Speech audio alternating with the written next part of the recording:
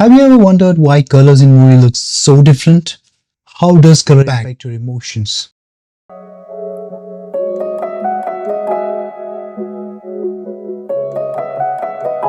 Colors are a great tool to give feel or look or emotion to your artwork. Color has many different ways to define it and many different parameters, grouping. To start with, if you have worked on graphic designing or photo editing or video editing, you will come across few parameters, and these parameters are like hue, saturation, and value. Hue, in short, they are the colors.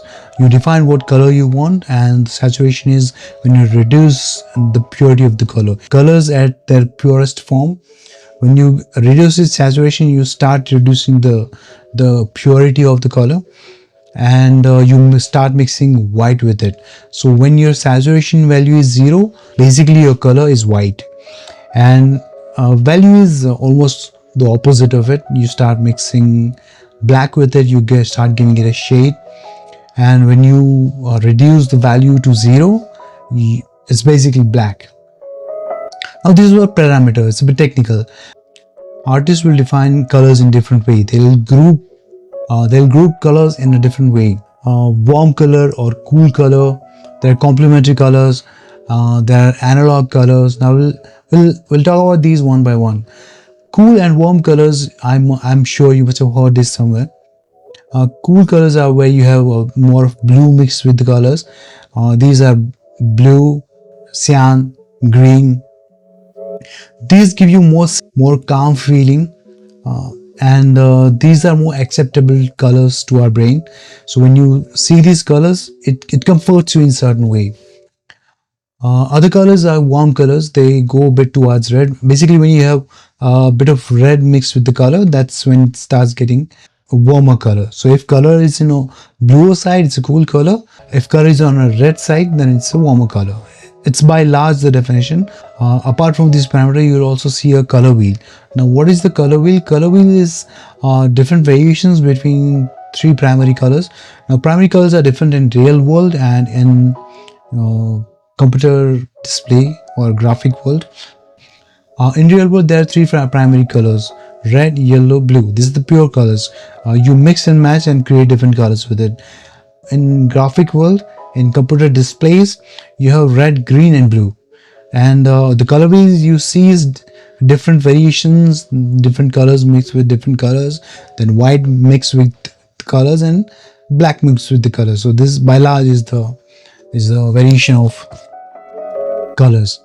There are also color theories like analog colors. Now, analog colors are it's like variations of color in adjacent, which are adjacent in the color wheel. So if you have like 3 to 4 variations in your color palette, they'll be very near to each other. So if you have like red, orange, yellow, and then going towards green, so this kind of color wheel will be there. The colors will gel with each other much better, and it's like a monochromatic color scheme where colors are really a variation of the same colors. You also have a complementary color. So basically these are the color which are parallel to each other on the color wheel.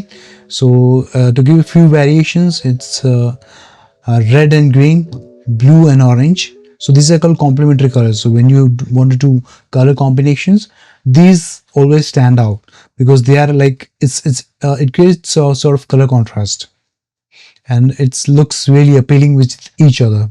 So for example, if I want to do a photograph and I have a blue building in the background, so what I'll do, I'll bring a character wearing orange color in the front, so I'll not need to do much.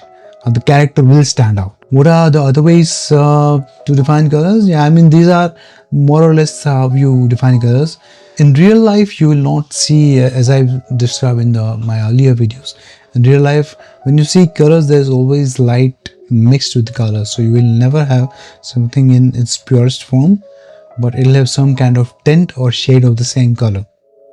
Now, the way these colors are used in movies are really different. Like if you see Mad Max, it has a very saturated color theme, wherein saturated orange in the foreground and skull remains blue.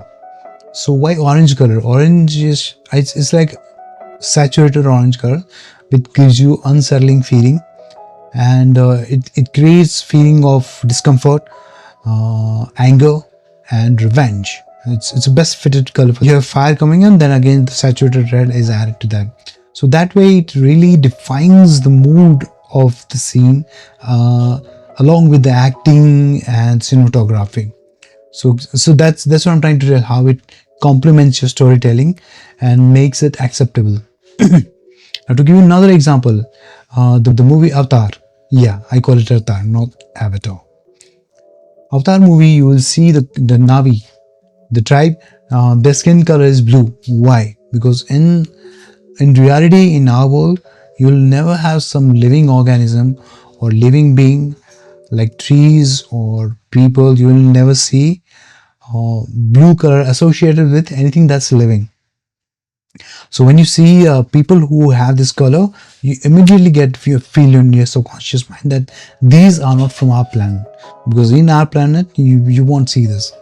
So it gives you a feeling of that the characters are from different planets. So the idea is solved with the color itself. And if you see around, there are greeneries, so they are keeping the organic feel like we have greeneries over here. But then the trees are different, the flowers are different, there are different variations of the color, but still green remains there. So that gives you a feeling that it's organic. There are trees, greeneries, but still it's a different planet. So that's how color plays an important and integral role in your storytelling, and your idea can be well communicated with the language of colors.